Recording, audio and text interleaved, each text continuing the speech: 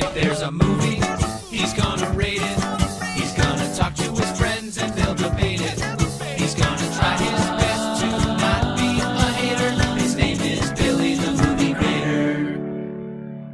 Hello, and welcome back to another episode of the Movie Grader and Friends podcast, your weekly or semi-weekly podcast talking about all of the latest movies in theaters today. I am Billy, the Movie Grader, and in this episode, I am once again joined by my brother Jamey to talk about the new movie Ford vs. Ferrari, and then we will briefly talk about the movies to be released this upcoming week. Say hello, Jamey. Hey now. That's for all the Howard Stern fans out there. Baba Booey. Baba Booey. Ford vs. Ferrari was released on November 15th, 2019. It was directed by James Mangold. It stars Matt Damon and Christian Bale. It's about Ford's journey to knock off Ferrari at the 1966 24-hour Le Mans race. Diving right into it, things that I liked about Ford vs. Ferrari most was basically Carroll Shelby's relationship with Ken Miles. I thought it was excellent. Damon and Bale's chemistry on screen was absolutely perfect. They made you laugh with their nonstop ribbing of each other. It just worked. What do you think? Yeah, no, they both did a great job. I mean, I think we'll see both, if not one of them, nominated for an Academy Award. But yeah, no, they played really well together. There's especially that scene where they show up and where Christian Bale's character comes back from the market and. Without giving away too much, it goes in a completely different direction than what you thought the interaction was going to be. But, that made for a quite bit of a laugh, especially when the wife comes and reacts to the scene that's happening outside of her house. So I really enjoyed that scene. I thought that was pretty funny. Yeah. But yeah, no, you're right. They're had both good chemistry together. You could tell that they were, the characters were very close on screen, and it's kind of really not only the story about Ford, going after Ferrari at Le Mans, but it also kind of really tells about the brotherhood and bond between those two characters, Shelby and Ken Miles. Absolutely. In regards to that scene, I was laughing so hard when the wife brought out a chair just to watch the fight go down. Yeah. As they were tussling, and then she made them go get Cokes for them to drink afterward. Yeah, no, it was good. And also, too, this movie, of course, deals with racing scenes. And in throughout the movie, there was about 3 races. I forget which each of them were called. First one was like Something Springs. Then the next one, Willow Springs. Then what was the second one called? Do you remember? No, not off the top of my head. Yeah, basically, it was the tune-up for Le Mans, basically. But each of them was so well done, and like each race, even though you knew pretty much guessed what happened, it did keep you on the edge of your seat. Yeah, no, the races were great. I thought that the first race was a little bit slow, but it kind of just introduces you to the character Ken Miles. But definitely races 2 and 3, and obviously the final race at Le Mans it was awesome the entire time. And I mean, obviously it's a 24-hour race and they don't show all of it, but they show a large portion of the race, as it starts in the afternoon into nightfall and, the dark of night and all the way through into the end. So there was a lot of time. And the movie was like 2 hours, 20-something minutes or so? Yeah, it was almost like 2.5 hours. It was pretty long, yeah. Yeah, but the pace of it was fine. It didn't feel like it. Yeah, and whether that's because you're watching cars race around and, it's a high octane, but, I think that it definitely moved. And, although that last race, like I said, took up a large portion of the movie, but that's kind of what it was about. So it was good to see them do that. I mean, what was cool to me, because, as you know, I'm not the biggest racing fan, and I had no idea how a 24-hour Le Mans race would work. I always thought it was just one driver, but apparently they rotate in the car and they have a whole team. I thought that was kind of a jerk move at the end where they wanted the 3 cars to finish at the end, and I don't know. I kind of hated that part, but yeah. But it was educational though, because I was just thinking to my mind, how does he take a pit stop or something if he just has to use the restroom? I mean, how does that work? Well, yeah, because in the movie, the way that they kind of set it up, it made it feel like there was just one driver the entire time. Because when Matt Damon was talking about his experience when he ran the Le Mans and how it basically you're tired, you're fatigued, you have to go to the bathroom. Yeah. So it could make sense to anyone who doesn't really know the sport that, yeah, it is just one driver driving for 24 hours, which sounds completely miserable. Yeah. But yeah, I mean, I think that, they just can't do that. So you need to have a team of racers.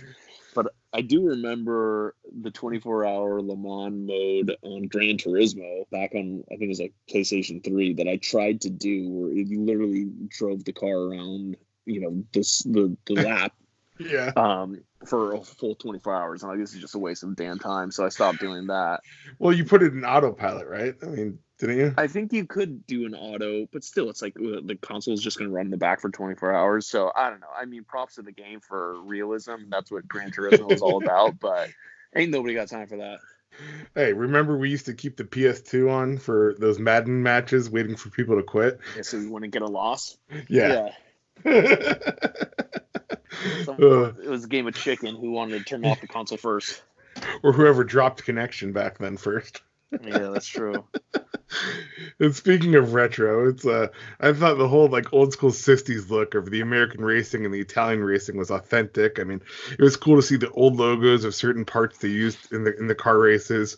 It was kind of like retro product placement. Yeah, they did a great job. You really did kind of feel like, you were watching the 60s. It was so cool. The look of it was awesome. I mean, for me, what pretty much stole the show for me was the sound of the movie. I mean, like, the sound of the movie was worth the price of admission alone for me.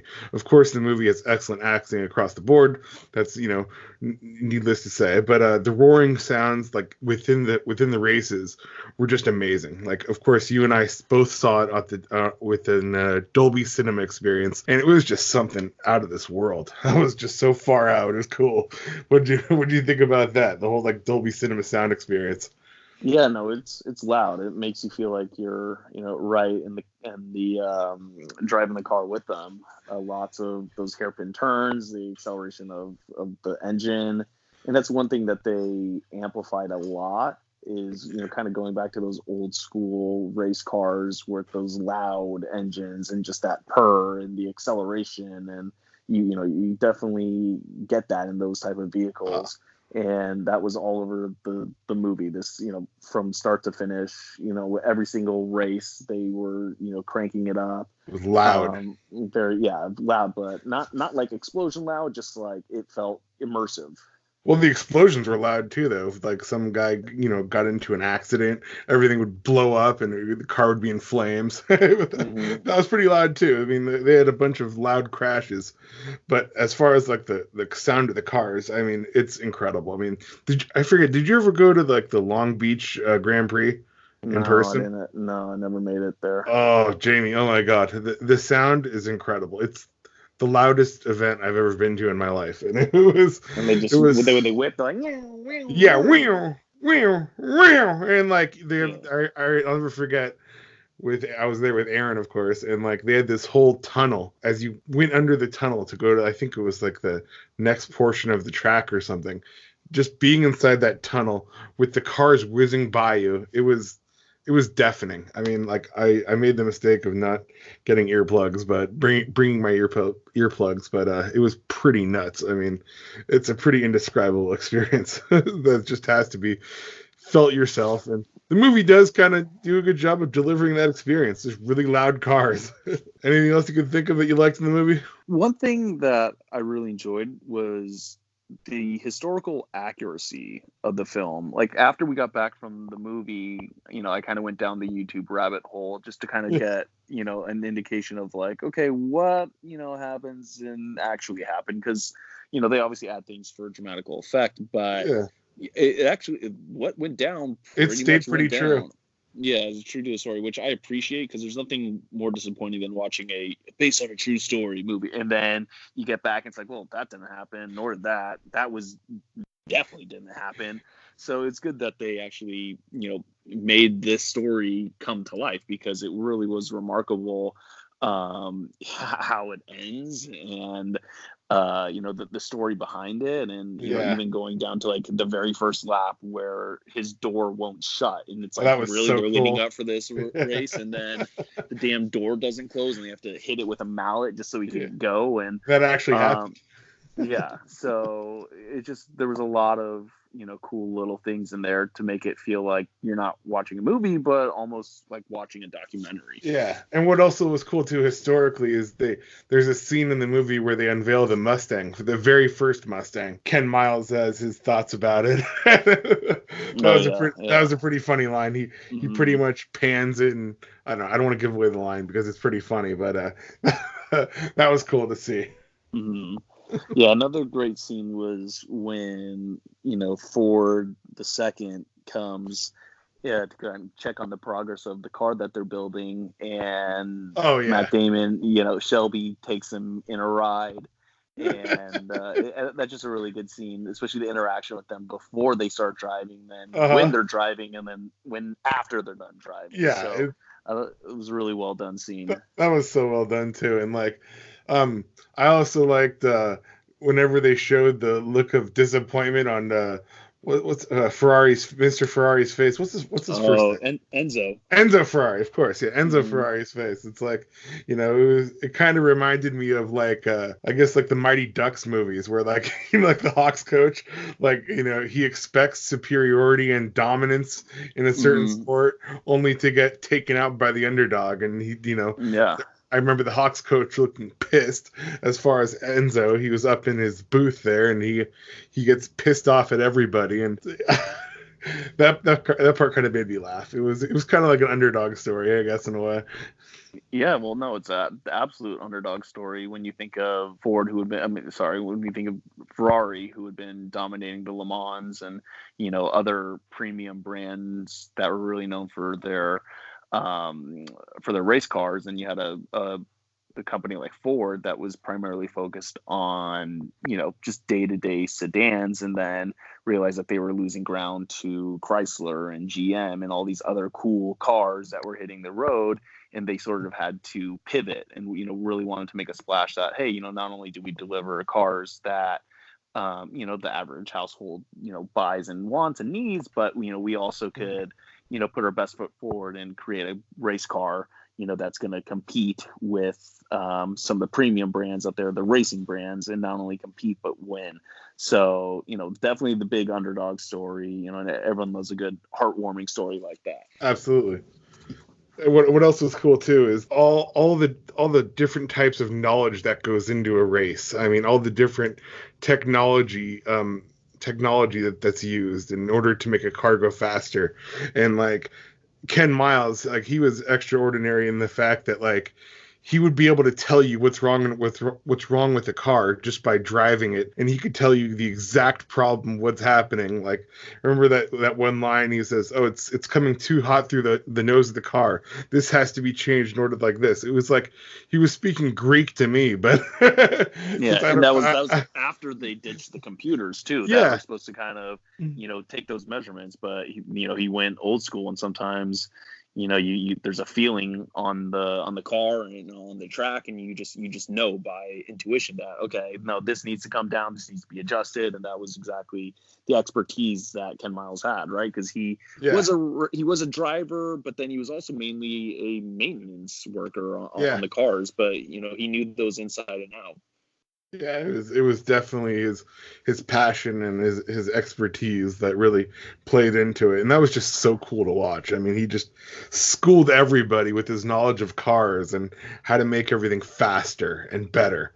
And it was just so cool to see. Anything else, or are you ready to grade the movie? Yeah, no, it's a great movie. I think everyone should go out and see it. It's it's not too long, and it doesn't feel that long, even though it's 2 hours and 20 minutes, but it's one of those good American movies that makes you proud, and it's fun to watch, and it's well acted, and it's a fun ride. Exactly. What grade would you give it, Jay? I'm going to give it an A-. Like I said, just to reiterate, it's good, it's fun, visually awesome. It's taking a piece of history that not a lot of people know of, and putting it, on the big screen for someone to appreciate now. And, the acting was fantastic. The characters, exactly. Just a lot of great things to say about it. And I think it's going to continue to do well in the theaters with word of mouth. I think so. It was, for me, I went A+. To me, it was probably like right up there with Once Upon a Time in Hollywood as my favorite movie of the year. I mean, I had a smile from ear to ear. I couldn't get enough. I mean, 2 hours and 20 something minutes felt like 20 minutes to me. It was just so highly entertaining and such a perfect guy movie. You know, it was just awesome. It was so enjoyable, and I would go see it again. It's not just for guys, so Megan liked it too. She enjoyed it. It has a little bit of everything. It does. It might make you cry too. I'm not going to give anything away, but it might make you cry. Well, you cried a lot of things, so. For the record, I did not cry in this movie, just so you guys know. For the record, there's a lot of other movies Billy cried in that he probably shouldn't admit on a podcast. That is true. That is true. All right, and now we're going to talk about the movies opening up for the week of November 22nd, 2019. First one up is 21 Bridges. It's directed by Ben Kirk, and it stars Chadwick Boseman, as well as J.K. Simmons and Sienna Miller. It's about an NYPD detective and a cop killer conspiracy. Any interest in seeing it, Jay? No. Yeah, no, I don't really care to see it either. This one I do want to see. I'm looking forward to it. It's A Beautiful Day in the Neighborhood, and it's directed by Marielle Heller, and it stars Tom Hanks and Matthew Rhys. It's based on the real-life friendship between Mr. Rogers and a journalist named Tom Junod. You want to see that one? I certainly do. Yeah, no, definitely. Did you ever see the documentary about Mr. Rogers? Oh, yeah, it's fantastic. Yeah, no, it was really well done. So, yeah. And who doesn't like Tom Hanks? So, yeah, who doesn't like Mr. Rogers? Mm-hmm. That's true. Yeah, I'm sure that movie is going to have a whole bunch of Oscar buzz as well. That's going to be in the conversation. I could just already tell. Now we're going to let it go on to Frozen 2. It's directed by Chris Buck and Jennifer Lee. It features the voices of Kristen Bell, Idina Menzel, and Josh Gad, to name just a few of them. This new Frozen story is about the gang leaving Arendelle to travel into a forest within an enchanted land. The whole mission is to figure out the origins of Elsa's powers. I certainly am looking forward to it, as I already have my ticket for Thursday night. Unfortunately, due to Skype difficulty, Jamey is cut off from the rest of the podcast, but he wants to see the movie as well. That will do it for this episode of The Movie Grader and Friends podcast. Next Tuesday, watch out for the podcast episode covering Frozen 2, of course, and quite possibly A Beautiful Day in the Neighborhood. Please find me on Instagram and Twitter at The Movie Grader, and please visit my website, www.themoviegrader.com. On iTunes, please review and subscribe to the podcast if you haven't done so already. Also, please tell your friends about the podcast. Thank you so much for the support. The Movie Grader and Friends podcast is available on all major podcast platforms, such as Apple Podcasts, Anchor, Spotify, Google Podcasts, Stitcher, iHeartRadio, and basically anywhere you can get your podcasts from. The podcast can now even be found on YouTube and on my website. This has been the Movie Grader and Friends podcast.